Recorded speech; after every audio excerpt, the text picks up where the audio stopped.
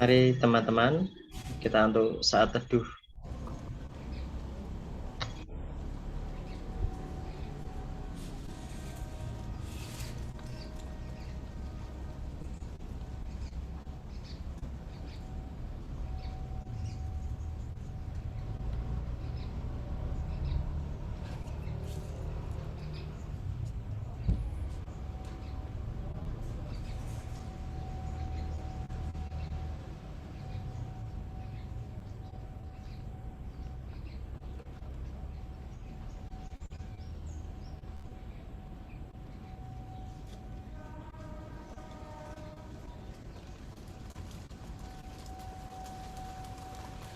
Nah, teman-teman, kita akan membuka ibadah sore hari ini dengan mari kita berdoa bersama-sama. Tuhan Allah Bapa, Putra, Roh Kudus, terima kasih Tuhan atas sore hari ini Tuhan. Kami dipersatukan dalam persekutuan di tempat ini Tuhan. Kami bersyukur Tuhan atas semua kasih karunia-Mu ya Bapa. Engkau adalah Bapa yang setia, Bapa yang baik, Bapa di dalam kehidupan kami Tuhan. Engkau berkati juga kami Tuhan. Dari awal sampai akhir Bapa, ibadah persekutuan Minggu Komisi Pemuda GKI Depok Tuhan. Dalam nama Tuhan Yesus Kristus. Amin. Shalom teman-teman. Salam sukacita. Selamat hari Minggu untuk semuanya. Apa kabar hari ini? Sungguh sukacita yang luar biasa. Kita bisa bertemu kembali dengan teman-teman semua. Sudah sepatutnya kita bersyukur dan bahagia dan bergembira karena hari Minggu adalah hari di mana kita bisa bersama-sama memuji dan memuliakan nama Tuhan. Untuk itu marilah kita memuji nama Tuhan dengan menyanyikan lagu Hari Minggu, Hari yang Mulia, KJ 21.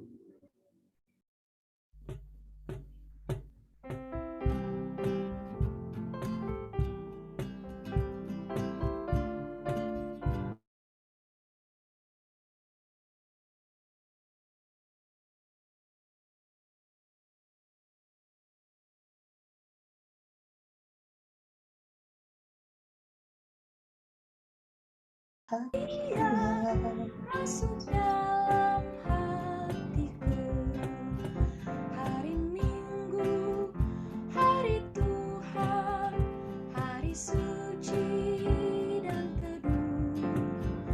Hari Minggu, hari Tuhan, hari suci dan teduh.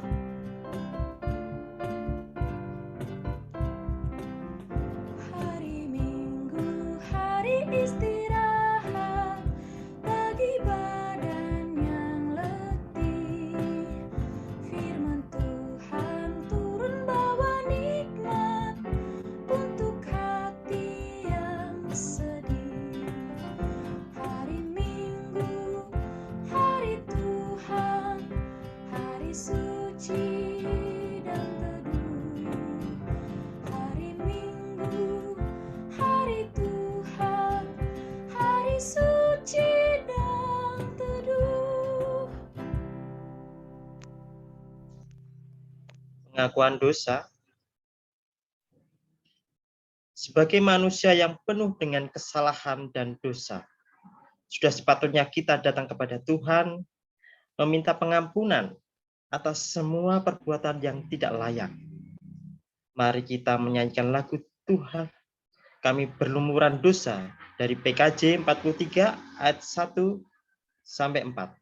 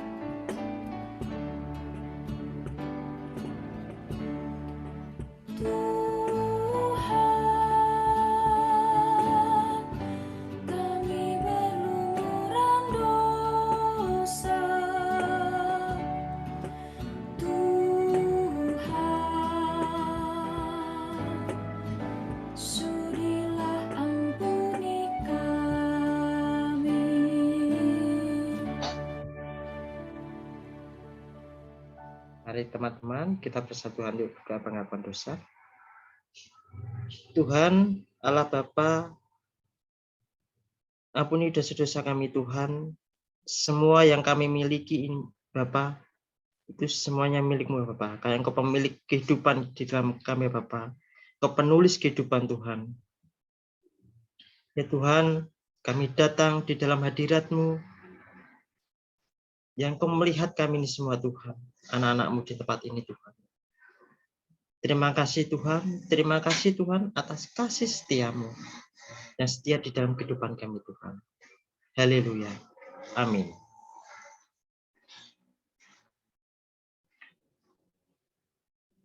Berita anugerah first of the week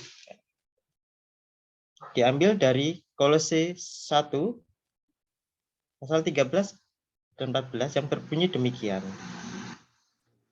Ia telah melepaskan kita dari kuasanya kegelapan dan memindahkan kita ke dalam kerajaan anaknya yang kekasih. Di dalam Dia kita memiliki penebusan kita, yaitu pengampunan dosa. Mendengar firman Tuhan itu memang bermanfaat untuk mengajar, menyatakan kesalahan, memperbaiki kelakuan, dan mendidik orang dalam kebenaran. Mari kita sambut firman Tuhan dengan penuh rasa sukacita dan mempersiapkan hati untuk mendengarkan firman Tuhan sambil menaikkan pujian, kusiapkan hatiku Tuhan.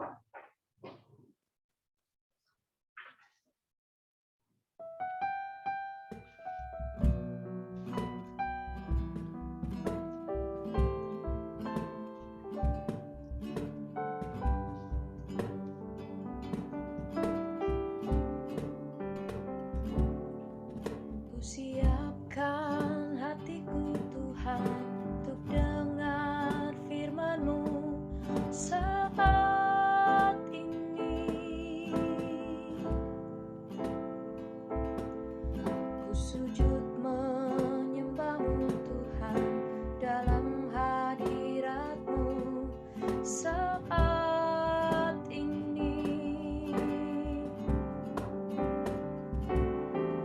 Curahkan urapan-Mu Tuhan bagi jemaat-Mu saat ini. Ku siapkan hatiku Tuhan untuk dengar firman-Mu.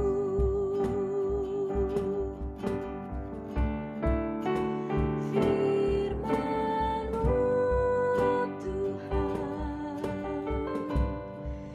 tiada berubah.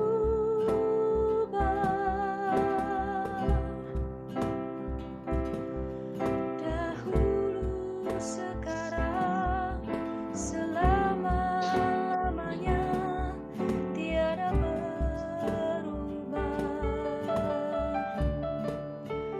Firman-Mu Tuhan,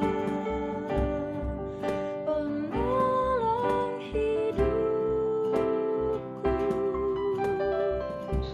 Ku siapkan hatiku Tuhan untuk dengar firman-Mu. Firman-Mu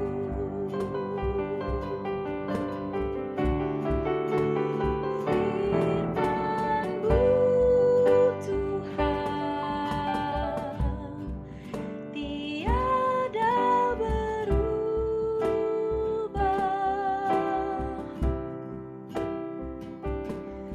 Dahulu, sekarang, selama-lamanya tiada berubah. Firman-Mu Tuhan, penolong hidupku. Ku siapkan hatiku Tuhan untuk dengar firman-Mu.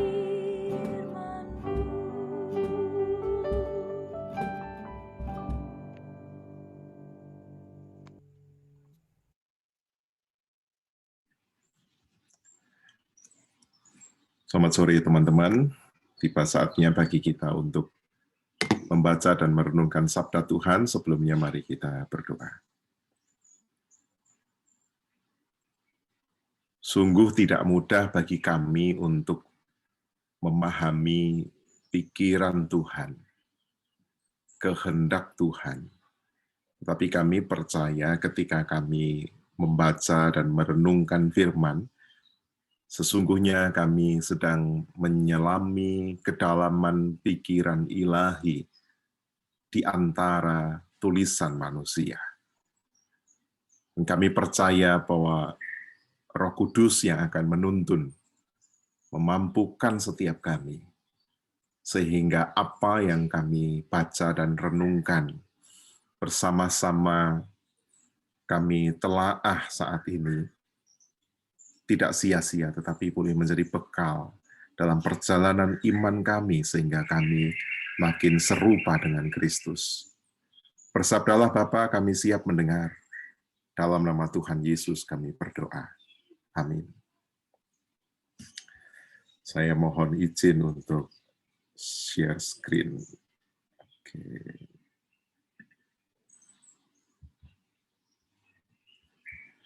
Sudah terlihat ya?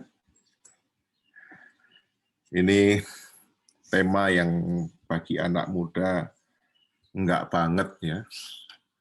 Karena firman Tuhan mengubah cara hidupku. Tema yang sangat klasik, dari sekolah minggu kita udah diajar untuk membaca kitab suci, berdoa setiap hari. Banyak orang kemudian sudah baca kitab suci, sudah berdoa, ya hidupnya begitu-begitu saja. Dan karena hidupnya begitu-begitu saja, banyak orang kemudian sudah tidak lagi membaca. Sudah tidak lagi bahkan berdoa. Ya, mari kita membaca Mazmur 119 ayat 9 sampai 16. Dengan apakah seorang muda mempertahankan kelakuannya bersih? Dengan menjaganya sesuai dengan firman-Mu. Dengan segenap hatiku aku mencari Engkau. Janganlah biarkan aku menyimpang dari perintah-perintah-Mu. Dalam hatiku aku menyimpan janji-Mu, supaya aku jangan berdosa terhadap Engkau. Terpujilah Engkau, ya Tuhan. Ajarkanlah ketetapan-ketetapan-Mu kepadaku. Dengan bibirku aku menceritakan segala hukum yang Kau ucapkan. Atas petunjuk peringatan-peringatan-Mu aku bergembira, seperti atas segala harta. Aku hendak merenungkan titah-titah-Mu dan mengamat-amati jalan-jalan-Mu. Aku akan bergemar dalam ketetapan-ketetapan-Mu. Firman-Mu tidak akan kulupakan. Terpujilah nama Tuhan. Seperti yang saya katakan di awal tadi, teman-teman, banyak orang Kristen berhenti membaca Alkitab sebab mereka secara jujur tidak dapat lagi menjumpai faedahnya. Dan biasanya orang yang berhenti dan merasa tidak ada faedah membaca Alkitab itu memproyeksikan pemahamannya pada orang lain. Lalu berkata, oh, papa mamaku itu penatua, sudah lama jadi Kristen, kami berasal dari keluarga dengan budaya Kristen yang sangat kuat. Tapi ya setiap hari tetap melakukan kekerasan dalam rumah tangga.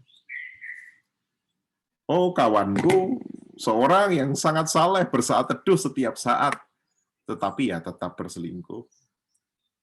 Oh, sahabatku aktivis gereja, anggota kelompok baca Alkitab yang membaca Alkitab pasal demi pasal, mendiskusikannya setiap waktu.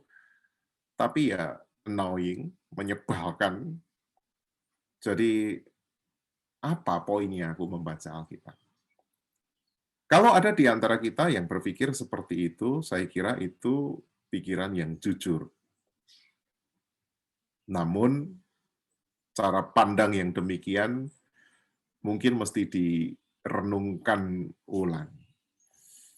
Jangan-jangan bukan karena Alkitab yang kita baca atau orang lain baca itu tidak bermanfaat, tetapi jangan-jangan kita tidak tepat di dalam membacanya. Saya ingin kita memeriksa kembali pola baca Alkitab kita, pola saat teduh kita itu seperti apa. Banyak orang membaca Alkitab ya sudah, saya dului dengan penyembahan Pak, lalu saya punya pergumulan apa, saya berdoa, saya baca daily bread atau wasiat kalau GKI punya, dan setelah itu saya tutup dengan doa. Kalau cara kita membaca Alkitab, cara kita bersaat teduh demikian, maka itu tidak keliru, tetapi praktik yang demikian hanya akan berujung pada sesuatu yang tidak efektif, tidak ada efeknya. Oleh karena itu, di bulan baca Alkitab ini, saya ingin memperkenalkan sebuah metode yang disebut Lectio Divina. Jadi, Lectio itu membaca, Divina itu divine, ya, firman Allah. Ada 5 tahap, teman-teman, di dalam kita membaca Alkitab. Karena kita tadi kan temanya firman Tuhan mengubah pola hidupku atau mengubah cara hidupku.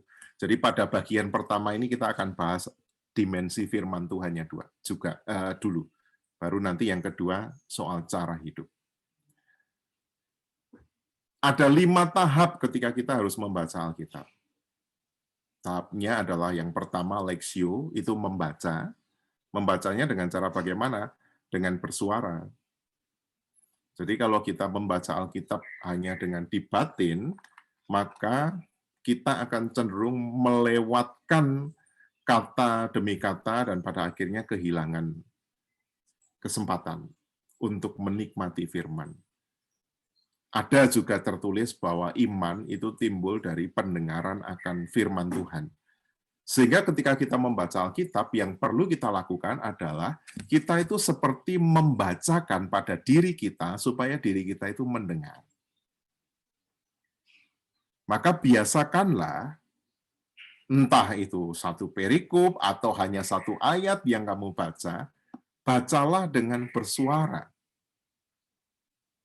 Nah, tentu ini butuh tempat dan waktu khusus. Kita menyediakan waktu untuk Tuhan. Tahap yang kedua adalah meditasio. Meditasi itu kan artinya mengamati secara terfokus. Kita mengamati ada apa di situ. Membangun awareness, membangun kesadaran. Makanya kalau orang Buddha, orang Katolik itu bermeditasi, apa yang mereka lakukan? Biasanya meditasi itu kalau di gambar-gambar atau di metode yoga kan orang merem gitu ya. Tapi sebetulnya meditasi itu adalah kita mengamati sesuatu secara terfokus, secara serius. Artinya setelah kita membaca satu teks Alkitab, kita ingin tahu ini apa maksudnya. Apa perikop sebelumnya, apa perikop sesudahnya, hal-hal apa yang menarik. Dan tahap yang ketiga adalah kontemplasio. Kontemplasi itu memikirkan secara lebih dalam. Jadi melihat sesuatu, mendengar sesuatu, lalu kita doing deep reflection. Kalau yang kedua tadi mengamati, ini firman Tuhan ini maksudnya apa ya? Misalnya, barang siapa tidak mengampuni saudaranya, maka dia tidak dapat diampuni, misalnya teks itu. Nah, itu bunyinya begitu. Oh, berarti saya Ya, Tuhan ingin saya belajar mengampuni. Nah, kontemplasi adalah melihat lebih dalam, merefleksikan, kita berkaca, siapa yang harus kuampuni? Siapa yang menyakiti aku?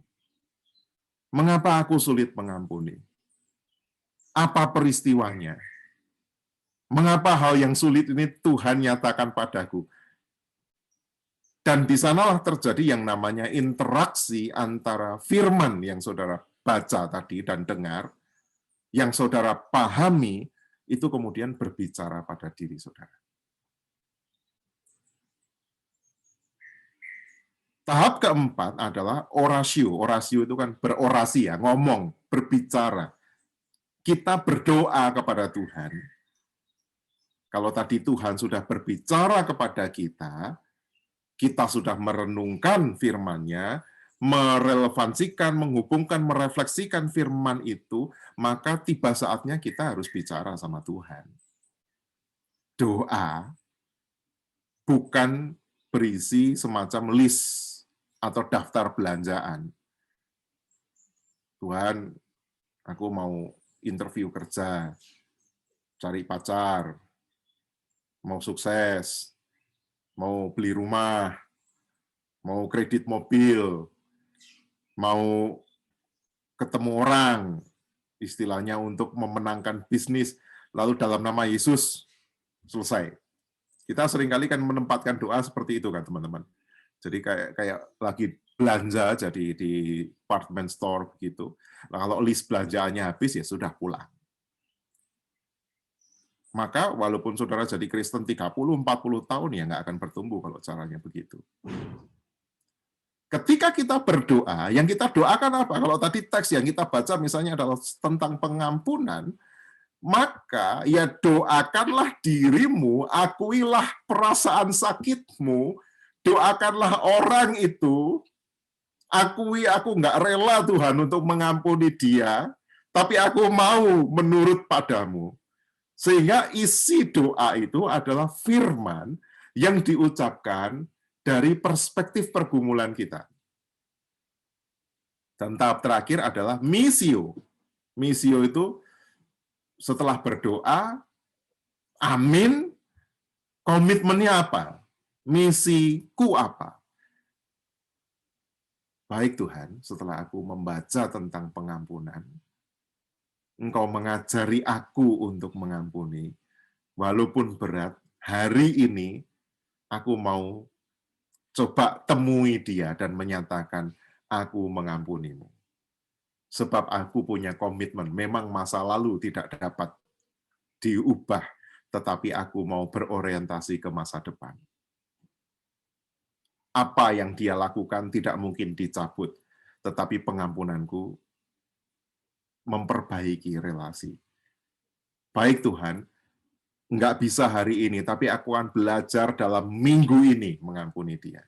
Kalau bacanya tentang kekhawatiran, ya komitmennya ya hari ini atau minggu ini, aku mau mengatasi kekhawatiranku. Angel, susah, khawatir tentang keluarga yang lagi positif dicabut, tapi aku berkomitmen. Nah, maka saya sarankan dalam satu hari proses merenung itu ada proses membuka dan proses mengevaluasi. Jadi komitmenmu hari ini atau minggu ini itu perkembangannya bagaimana? Teman-teman, kalau ini hanya satu metode ya, metode itu kan salah satu jalan saja. Kalau teman-teman membaca, merenungkan firman dengan cara seperti ini, saya sangat yakin teman-teman tidak akan pernah lagi menjadi pribadi yang sama dengan kemarin. Karena apa? Setiap hari kita dibaharui oleh firman. Membaca, memahami, fokus, merefleksikan, mendoakan yang kita baca itu, dan punya komitmen.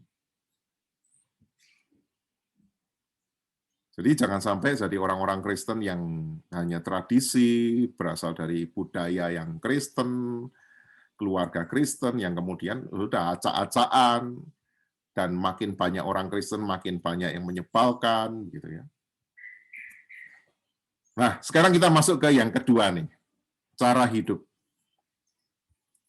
Cara hidup itu, kalau saya mau ringkaskan, anggap saja itu kebiasaan, habit. Kalau tadi firman, saudara-saudara sudah tahu bagaimana cara kita menggumuli firman, sekarang adalah bagaimana kita itu punya hidup yang dituntun oleh firman.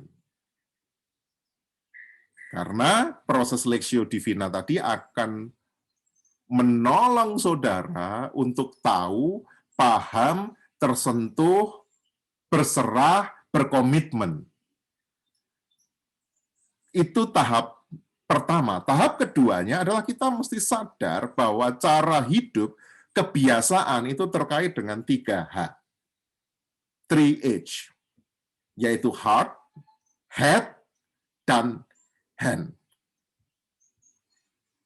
Kalau kita belajar sesuatu, itu apa yang kita pelajari itu baru bisa dipraktekkan kalau itu menyentuh hati kita, menginspirasi intelektualitas atau logika, rasionalitas kita, dan menggerakkan kita untuk melakukan. Nah, banyak orang di dalam kehidupannya sehari-hari itu sempal. Sempal tahu ya? Bahasa Indonesianya sempal apa ya? Aduh, saya kayak kayu yang patah, hilang begitu ya. Nggak lengkap gitu. Sempalan itu, sesuatu yang apa? Tidak utuh. Orang menjadi manusia-manusia yang hanya menggunakan logikanya saja, atau hanya pakai instingnya saja, atau melakukan sesuatu tanpa dia tahu kenapa saya harus melakukan itu. Cara hidup, kebiasaan itu sesungguhnya merupakan heart, hand, dan head yang berkelindan, yang saling berhubungan. Nah, firman Tuhan yang kita tadi baca dalam Mazmur 119, 9-16, kita melihat ternyata Mazmur 119 itu melibatkan 3H itu. Sebelumnya saya ingin kasih survei sedikit lah, memberikan gambaran introduksi tentang Mazmur 119. Ini Mazmur terpanjang ya di seluruh Alkitab, punya 176 ayat, dibagi jadi 22 pantun begitu. Jadi ada 22 pantun dan masing-masing pantun itu didahului dengan huruf abjad Ibrani. Jadi abjad Ibrani itu ada 22. Jadi bait pertamanya didahului dengan Alef, bait keduanya didahului dengan Beth, ketiganya Gimel, keempatnya Dalet, dan seterusnya sampai 22. Dan masing-masing pantun itu punya 8 ayat. Jadi kalau 22 kali 8 kan 176. Dan bentuknya itu akrostik, urut tadi. Dan nama Allah tertulis Allah Yahweh, Allah Yehova tertulis 24 kali. Dan struktur bagian yang kita baca tadi, 9-16, artinya itu adalah bagian kedua ya. Sloka yang kedua. Itu topiknya adalah tentang bagaimana orang itu hidup menurut Taurat Tuhan. Nah, ternyata di dalam sloka yang kedua atau pantun yang kedua di Mazmur 119 itu terdapat pola akrostik yang reversal. Reversal akrostik itu A, B, C, C, B, A. Itu kan kayak pola puisi begitu, saling berkebalikan. Yang hand menjaga kelakuan sesuai firman. Poinnya apa? Melakukan. Jadi pola hidup itu adalah melakukan. Lalu menyimpan dalam hati, itu kaitannya dengan heart. Belajar ketetapan hukum Allah, head, ya, pemahaman. Kalau sudah belajar, menceritakan, menyaksikan, mengajarkan kembali head lagi. Lalu bergembira, mencintai, menyukai firman heart lagi. Dan bergemar, melakukan, mempraktekkan hand. Jadi di pantun kedua, Mazmur 119 ini, kita melihat tentang tuntunan bagaimana habit kita itu baik hand, heart, dan head kita, itu semua terikat pada firman. Didahului oleh firman, dan menuju pada firman. Perilaku kita, hati kita, pikiran kita, tidak dapat dilepaskan dari firman. Nah, teman-teman, oleh karena itu, saya sudah memberi semacam tools saja pada hari ini. Yang pertama kan tadi terkait bagaimana menggumuli firman, dan yang kedua adalah bagaimana habit atau kebiasaan kita itu selalu mempertimbangkan head, hand, heart. Nah, sekarang nanti di diskusi, tolong teman-teman berdiskusi dengan para badi untuk mencari contoh tindakan. Saya tidak ingin kita sampai pada komitmen dulu. Belum, ini kita baru latihan menganalisis kehidupan dan kebiasaan kita aja dulu. Karena biasanya orang-orang Kristen itu kan buru-buru tuh jumping to conclusion gitu ya. Bahwa aku berkomitmen mau menurut pada firman Tuhan, ya besok ya nggak nurut. Aku berkomitmen memuliakan Tuhan, tapi makin annoying. Nggak usah begitu dulu lah.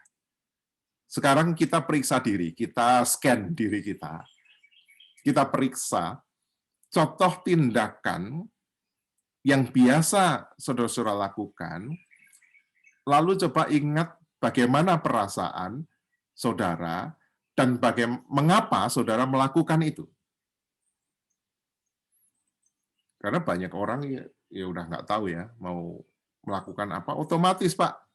Nah kalau kita tuh serba otomatis begitu, maka awareness kita rendah, dan kalau awareness kita rendah, maka kita tidak sadar kalau kita menyimpang. Karena sebetulnya dosa itu bukan sesuatu yang apa ya, pemberontakan. Kalau dalam bahasa doktrin kan dosa itu pemberontakan. Pemberontakan itu kan wah, suatu yang separatis. Enggak, dalam Alkitab itu sebenarnya dosa itu disebut hamartia. Hamartia itu artinya apa? Melenceng dari tujuan. Jadi kalau kita tuh nggak sadar tentang kehidupan kita, bahkan ketika kita sedang melayani, kita melenceng 1 derajat aja. Itu sudah berdosa. Lawannya dosa, teleos, kesempurnaan, itu artinya adalah presisi pada tujuan. Jadi kalau bayangkan sasaran anak panah atau dart gitu ya, yang bulat. Teleos, hendaklah kamu sempurna seperti Bapamu di surga. Ya, keinginan Tuhan kamu lakukan. Tujuan Allah menjadi tujuan hidupmu. Itu namanya sempurna. Sempurna bukan dalam arti tanpa cacat, tanpa celah, nggak ada manusia yang seperti itu. Kudus, hagios, itu artinya kita disendirikan untuk sebuah misi khusus yang tujuannya ke sana. Sementara hamartia, dosa, adalah kita ini melenceng. Dan begitu kita melenceng 1 derajat, kita nggak sadar, teman-teman kalau kayak jangka gitu ya, 1 derajat itu diterus-teruskan, lama-lama kita menuju kepada kesesatan. Nah, balik lagi, cari contoh tindakan, apapun itu, yang sederhana, nanti saya akan kasih contoh. Lalu coba analisalah, apa tindakannya, bagaimana perasaanmu, mengapa kamu melakukan itu.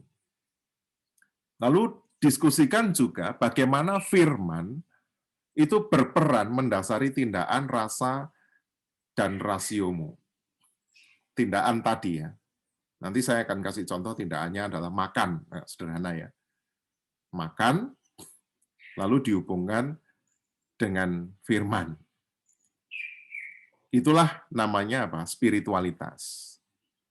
Spiritualitas itu adalah kemampuan kita untuk memberi bobot rohani pada setiap aktivitas hidup kita. Jadi seluruh tindakan itu sesungguhnya punya dimensi spiritual. Kolose 3:23 ya. Apapun yang kamu perbuat, lakukanlah itu bukan untuk manusia, tetapi seolah-olah itu untuk Tuhan. Diberi bobot rohani. Dan yang ketiga adalah apa? Komitmenmu tentang tindakan, rasa, dan rasio, nanti silahkan didiskusikan. Saya kasih contoh ya. Misalnya tindakannya adalah makan. Ketika saya makan, bagaimana perasaan saya? Nah, ini mulai diperiksa. Ngerasa nggak kalau saya lagi makan? Perasaan itu dalam arti apa yang soal rasa? Apakah saya merasa bersyukur, atau saya dongkol, atau saya bosen? Lalu, mengapa kamu makan? Oh iya, karena itu kebutuhan saya. Gitu ya. Dan bagaimana kamu makan? Ya saya makan cepat-cepat. Gitu. Atau kalau mau diberi bobot spiritual, makan bukan hanya soal karena saya lapar, saya punya selera, yang penting saya ngunyah, atau saya mau makan di mana, cari tempat yang menarik atau tidak, ini soal gaya hidup, ini Instagramable atau enggak. Bukan hanya soal itu, tapi sesungguhnya ketika saya makan, saya sadar bahwa makan itu adalah media untuk saling berbagi. Dan makan merupakan sarana untuk mengasuh kehidupan, di mana solidaritas, empati, dan kesediaan untuk berbagi dalam suka dan duka itu menjadi sama seperti Allah Tritunggal. Yang Bapa, Anak, Roh Kudus itu kan interdependent, saling mengisi, saling melengkapi. Dan melalui makan sesungguhnya saya sadar bahwa saya ini bergantung pada orang lain. Ya kan? Itu gambarnya makan pizza.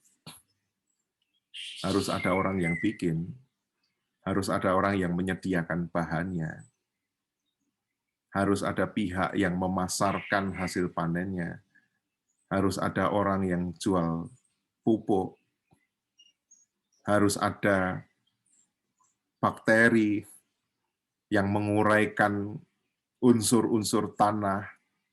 Dan ketika saya makan, misalnya itu, ini kan makanan instan ya, biasanya bikin contoh yang jelek aja lah. Makan fast food sekalipun, saya tetap terikat dengan seluruh ciptaan.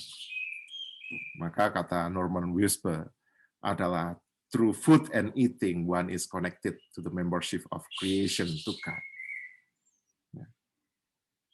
Jadi saya kalau makan itu berarti aktivitas yang menunjukkan saya ini dependent dengan ciptaan lain. Dan pernahkah saudara sadar ketika saudara makan, saudara kan hidup, tapi yang saudara makan itu mati. Ketika saya makan ikan, saya hidup, tapi ikannya mati. Itu berarti apa? Kehidupan saya itu terjadi karena kematian pihak lain. Bukan hanya kebaikan petani, atau yang memasarkan, atau yang mengupayakan, atau alam yang menyediakan. Tetapi kehidupan saya itu ditunjang oleh kematian pihak lain. Dan itu akan membuat saya ketika makan menjadi nggak rakus, diet otomatis, diet teologis begitu ya. Saya akan makan secukupnya, saya akan sangat bersyukur, dan ketika saya makan, saya punya hutang kepada pihak lain, ada perasaan itu, dan itu membuat saya, dan dalam kenyataan hari-hari, saya dan keluarga, anak-anak juga selalu kami didik begitu, doa makan merupakan momen untuk berdoa syafaat. Jadi anak saya yang kecil, yang TK itu pun, saya punya 2 anak, satu masuk SMP, satu TK masuk SD. Yang kecil pun kalau makan, berdoa, karena sudah kami biasakan, ya doa syafaat.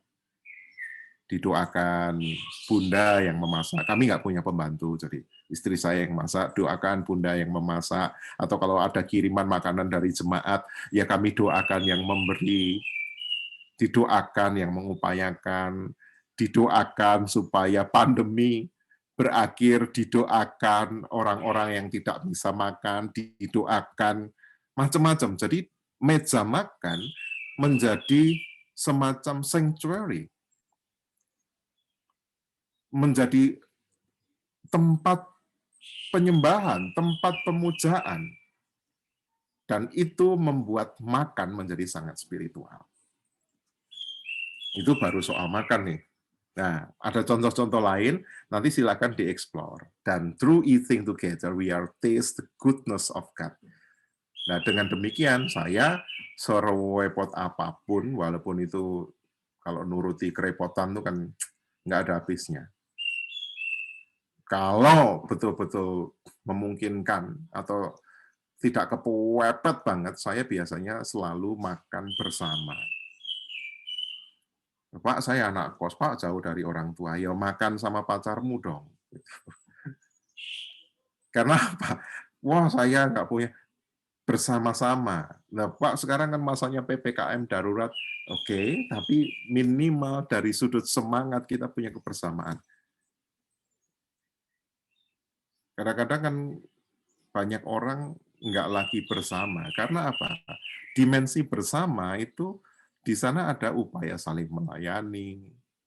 Kalau kami makan itu ya kerja bakti ya.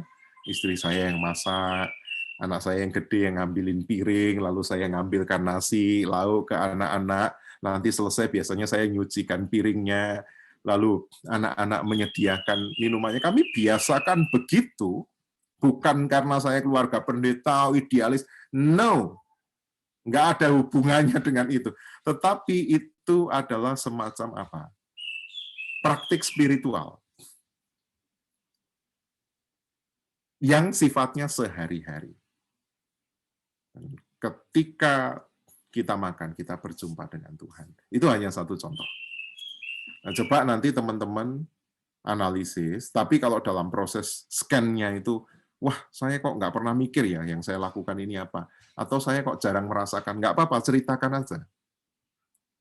Ceritakan saja. Jujur saja, nggak usah dicari-cari contoh yang baik-baik, itu nggak usah. Biasa aja, jadi orang Kristen itu yang biasa aja. Supaya kita nggak jadi komunitas orang yang halu. Tadi di awal MC-nya ngomong halu. Ya, itu saja yang bisa saya bagikan. Nampaknya waktu saya sudah melewati batas nih. Kita berhenti sampai di sini.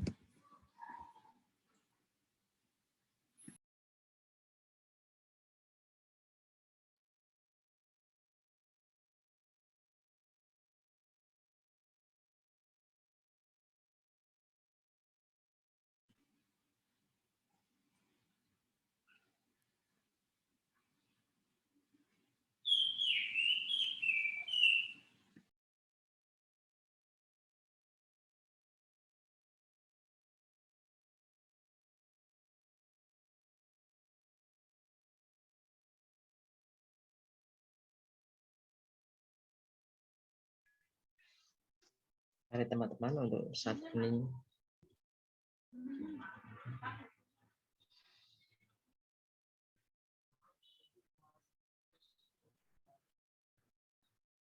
kita akan menyambut teman-teman baru kita yang pertama kali bergabung bersama kita.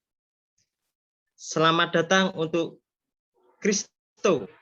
Selamat bergabung Kristo di Komisi Pemuda GKI Depok.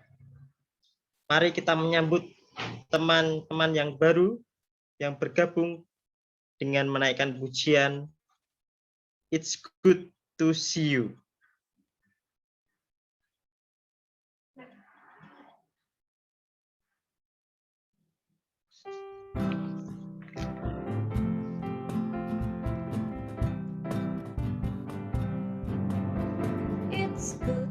to see you here with me. I'm so glad that you came. It's good to see you here with me. I'm so glad that you came. I'm so glad you came. Lord loves you, so do I. The Lord loves you, so do I. It's good to see you here with me. I'm so glad that you came. It's good to see you here with me. I'm so glad that you came.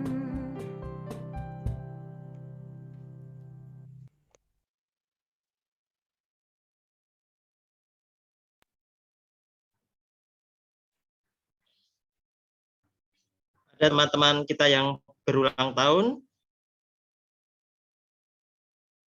Selamat ulang tahun untuk Kidung, Samuel, Peter, dan Fendi. Kiranya firman Tuhan ini dapat memberkati teman-teman senantiasa. Diambil dari Mazmur 16 ayat 11. Engkau memberitahukan kepadaku jalan kehidupan. Di hadapanmu ada sukacita berlimpah-limpah. Dan tangan kananmu ada nikmat senantiasa. Mari kita bersama-sama menyanyikan lagu Selamat Ulang.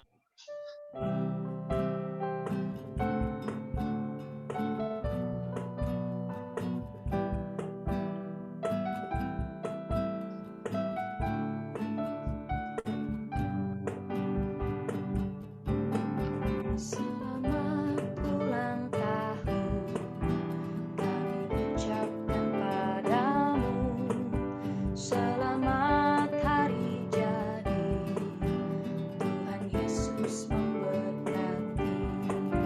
Kami selalu berdoa agar kau tetap setia pada Yesus Kristus, Tuhan dan Raja kita.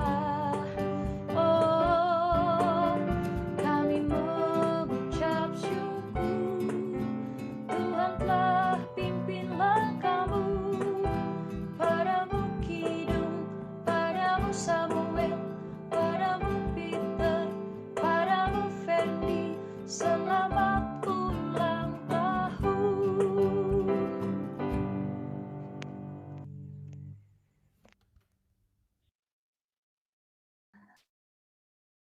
Persembahan.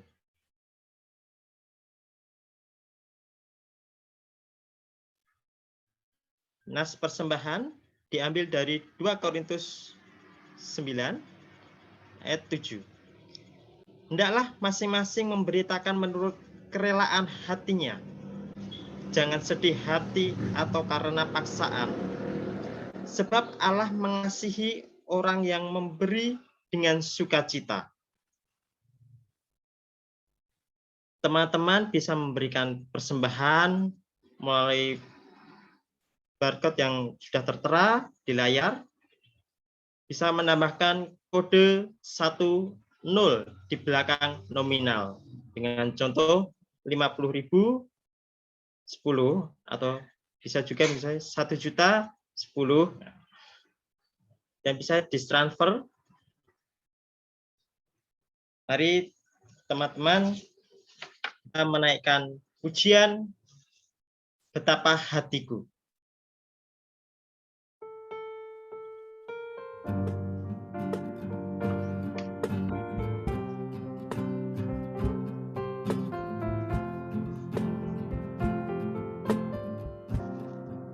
Betapa hatiku berterima kasih, Yesus. Kau mengasihiku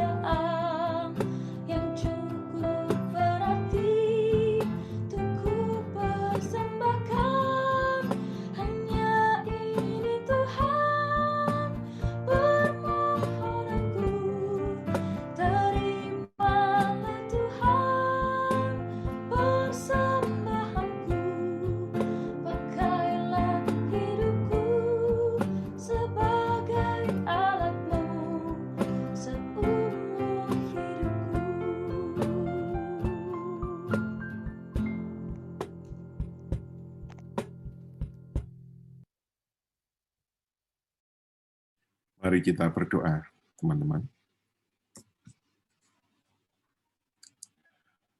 Kami membawa persembahan kami sebagai representasi persembahan hidup kami.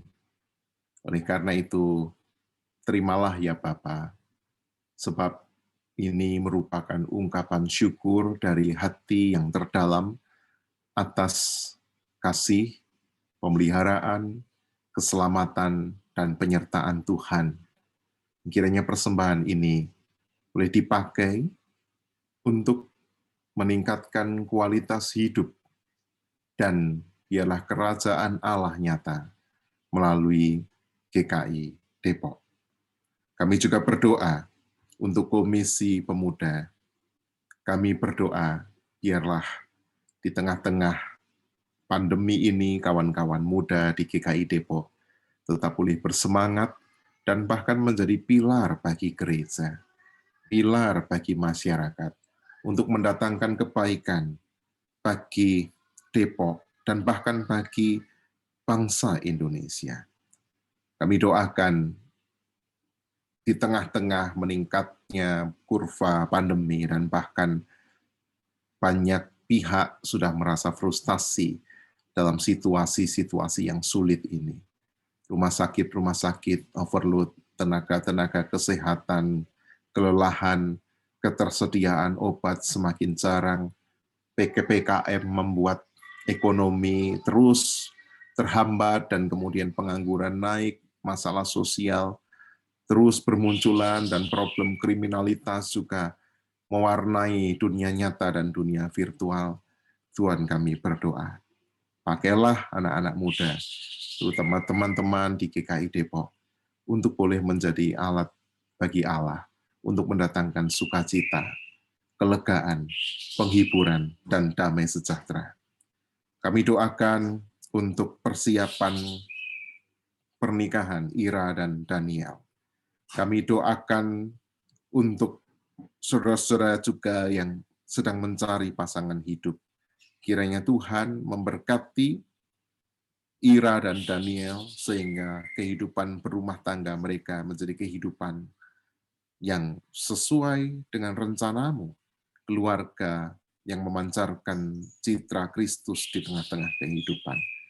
Kami doakan juga saudara kami yang berulang tahun, Kidung, Samuel, Peter, Fendi, kiranya Engkau menambahkan kebahagiaan, kesehatan, dan apapun yang mereka lakukan, mendatangkan damai sejahtera di dalam kehidupan mereka. Kami doakan saudara kami yang sedang belajar, yang masih kuliah, bertugas, skripsi, mencari kerja, ya Bapa, kiranya kasih sayang-Mu menyertai.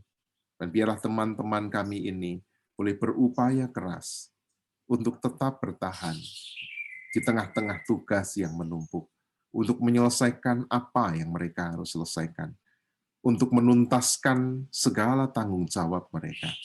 Dan di tengah-tengah suasana kerja yang penuh tekanan, di masa pandemi, di saat ekonomi sedang tidak kondusif, kiranya Tuhan juga memberikan kesabaran, hikmat, dan sukacita di dalam kerja kawan-kawan kami ini. Kami berdoa untuk jemaat yang sakit, untuk Peter, Tio, dan juga Papa dari Saudara Ergi. Tuhan Engkau yang memberikan kesembuhan dan pemulihan. Juga kami berdoa untuk Papa Jeremia dan keluarga Maria. Kami berdoa untuk setiap orang yang kerabat atau keluarganya sedang sakit. Tuhan Engkau memberikan ketenangan bagi mereka, ketabahan, dan bahkan kepasrahan, sehingga mereka boleh mendampingi dan merawat saudara atau kerabatnya yang sakit di dalam sukacita. Dan kami berdoa, kiranya Tuhan Yesus mengaruniakan pemulihan dan kesembuhan bagi saudara kami yang sakit.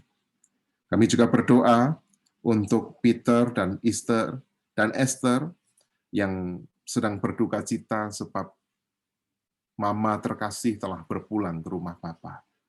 Tuhan, kami percaya bahwa Mama dari Peter dan Esther telah bersama dengan Tuhan Yesus. Namun tentu Peter dan Esther merasakan kehilangan, merasa rindu, merasa terluka, dan merasa terpuruk dengan kepergian Mama terkasih. Kami mohon Roh Kudus memberi penghiburan, penguatan kepada mereka, sehingga mereka semua pada akhirnya dapat melampaui masa-masa duka ini dan digantikan dengan keikhlasan dan mata iman yang memandang kepada Kristus, pengharapan bahwa kelak pada saatnya kami akan berjumpa dan disatukan sebagai jemaah surgawi di dalam Tuhan Yesus Kristus. Inilah syafaat kami, ya Bapa, terpujilah namamu, Tuhan Sang Pemilik Hidup, Sang Juru Selamat, dan penuntun pada kebenaran. Haleluya. Amin.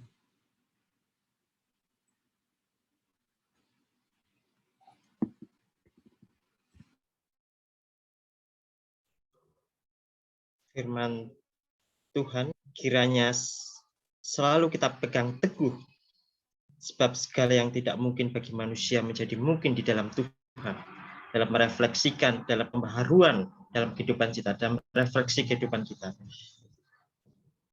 Untuk mengakhiri ibadah kita pada hari ini, mari kita menaikkan pujian dari PKJ 140 ayat 1 dan 2.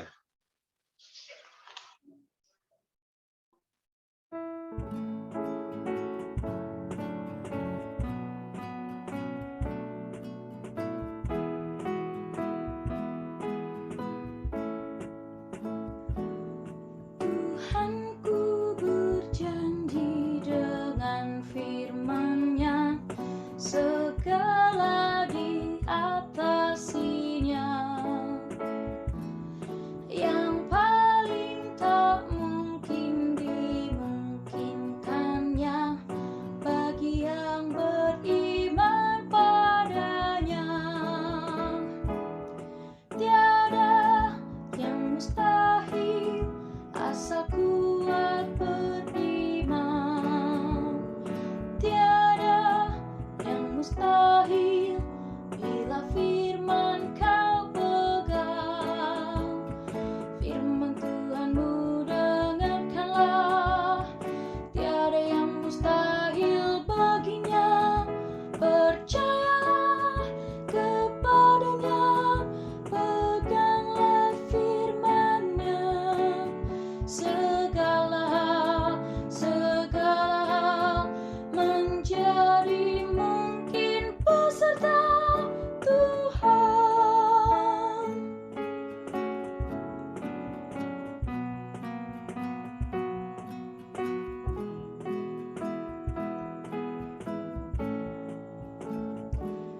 Meski kau digoncang gelombang cemas, firman-Nya tetap jangkarmu. Dan biar manusia lemah dan fana, firman Tuhan pegangan teguh. Tiada yang mustahil asal kuat beriman. Tiada yang mustahil bila firman kau pegang. Firman Tuhanmu dengarkanlah. Tiada yang mustahil baginya. Percayalah kepadanya, peganglah firman-Nya. Segala hal menjadi mungkin beserta Tuhan.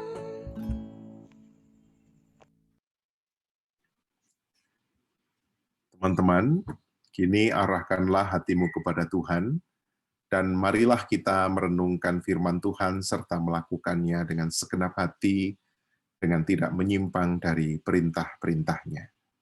Pergilah dalam damai sejahtera, dan terimalah berkat Tuhan.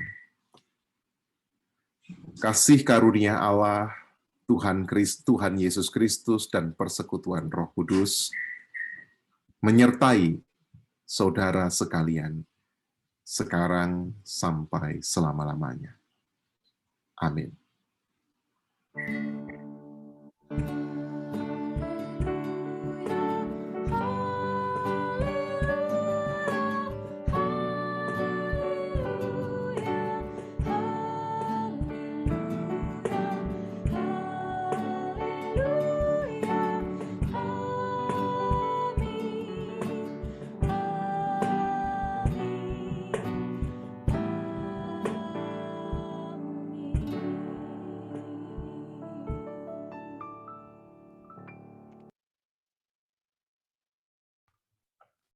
Teman-teman, untuk saat teduh,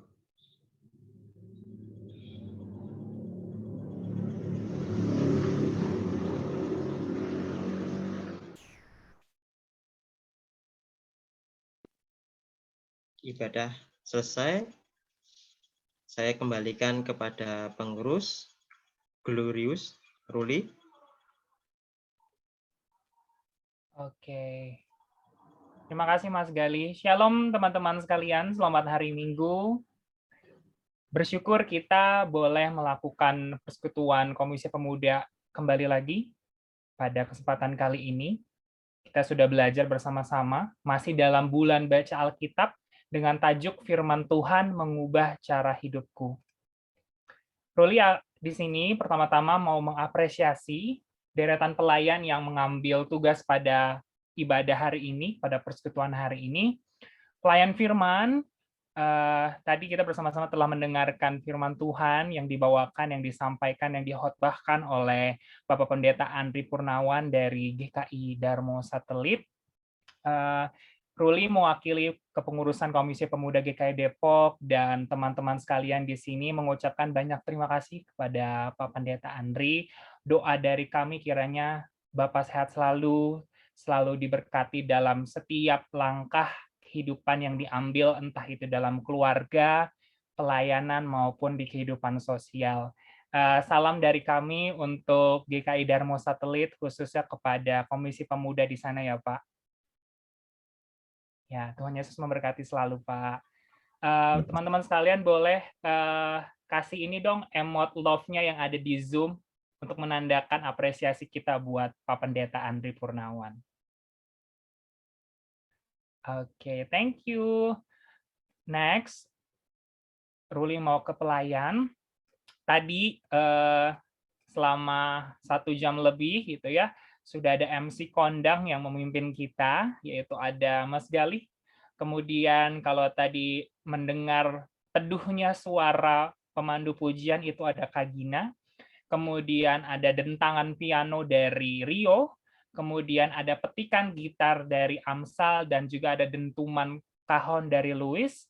Lalu di awal tadi kita disapa oleh Evelyn. Kemudian pastinya Bunga, host, saya sendiri sebagai operator, dan Peter sebagai editor. Kami dari kepengurusan Komisi Pemuda GKI Depok dan juga teman-teman di Komisi Pemuda GKI Depok mengucapkan terima kasih. Kiranya teman-teman tetap semangat dalam mengambil pelayanan dan Tuhan Yesus memberkati. Sekali lagi, Ruli minta tolong kepada teman-teman untuk menunjukkan love emoji-nya untuk mengapresiasi teman-teman pelayan hari ini. Alright. Thank you teman-teman pelayan. Nah, sebelum Ruli moving on ke pengumuman yang tak kalah penting, Ruli mau minta kesediaan Cheryl. Halo Cheryl.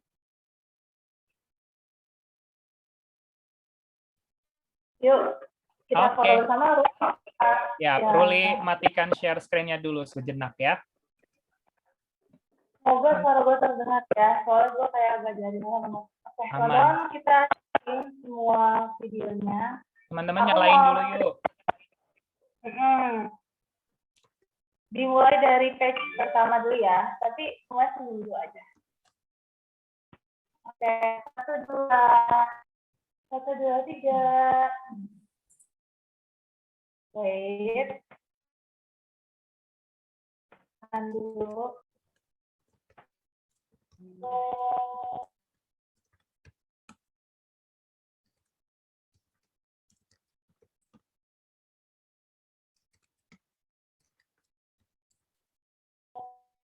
sampai Ruli, sorry, halo Rul. Ya, Ril. Di gue nggak ada gambar di sini. Sorry banget, mungkin jaringan kali ya. Oh, cadangan kali ya. Udah ada. Oke. Oh, udah ada. Oke. Sekali lagi berarti ya. Nanti teman-teman. 1, 2, 3. Tahan, ada kesalahan, bentar. Ada nge-chat jadinya ketusuk guys. 1, 2. Sekali ya. 1, 2, 3. Sip. Thank you. Alright. Thank you, Rio. Sebentar, Ruli mau share screen kembali. Oke, semoga slide-nya kelihatan ya, teman-teman ya. Nah, moving ke agenda selanjutnya, seperti yang tadi sudah disampaikan oleh MC, hari ini kita kedatangan jemaat baru. Ada Kristo. Shalom, selamat hari Minggu, Kristo. Shalom, Kak. Shalom. Gimana kabarnya? Sehat ya? Sehat-sehat. Sehat ya. Kristo lagi sibuk apa nih akhir-akhir ini? Sekarang masih sibuk ospek. Hmm. Ospek kuliah doang. Ospek kuliah. Semua daring tapi berarti ya? Iya, daring. Oke. Kami dari Komisi Pemuda GKI Depok senang banget bisa menyambut Kristo untuk join bersama-sama dengan kita. Dan pastinya jangan lupa ya untuk ikut ke ibadah selanjutnya ya, Kristo ya. Iya. Ya, nanti kalau misalkan ada tim pelayan, nanti jangan kaget nih kalau ada tim humas atau tim acara, misalnya Japri, Kristo boleh dong jadi pelayan, siap ya Kristo ya?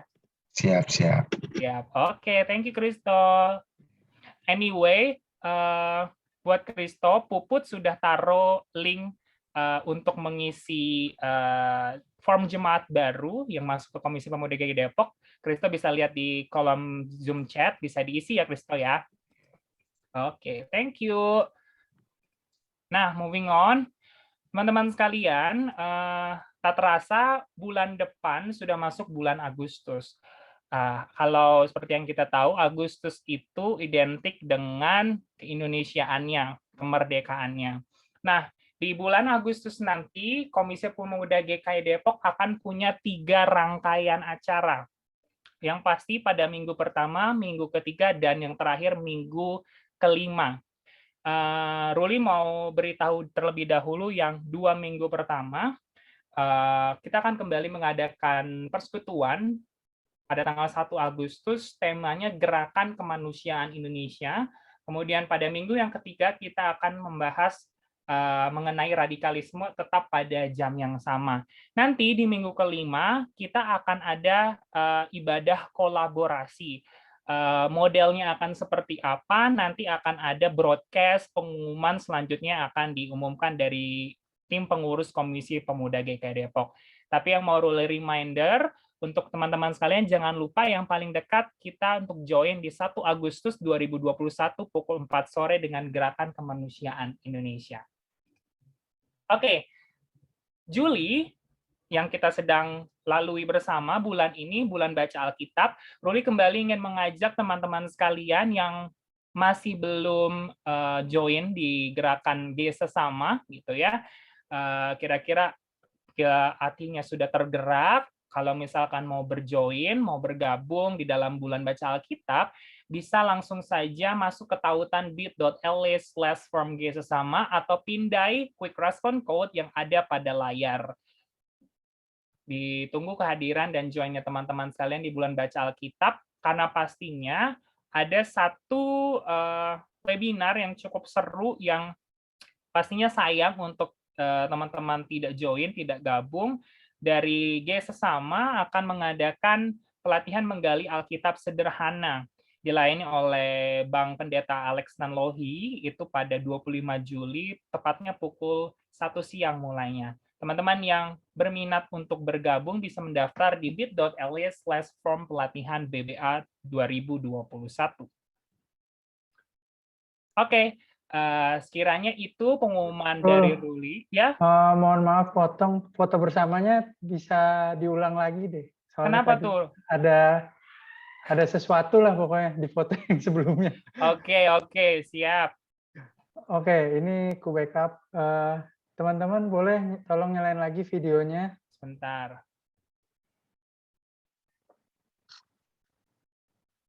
Siapa nih yang belum nih? Ada permasalahan jaringan tampaknya, jadi boleh kita ulang supaya nanti Luis. muncul di Luis, Instagram. Luis, mana Luis? Is, foto lagi. Is. Foto Nah, lagi, Is. Oke, ini jangan di-chat dulu ya, biar nggak muncul. Bentar. Oke, 1, 2, 3. Sebentar. Oke. Sekali lagi karena slide yang kedua belum.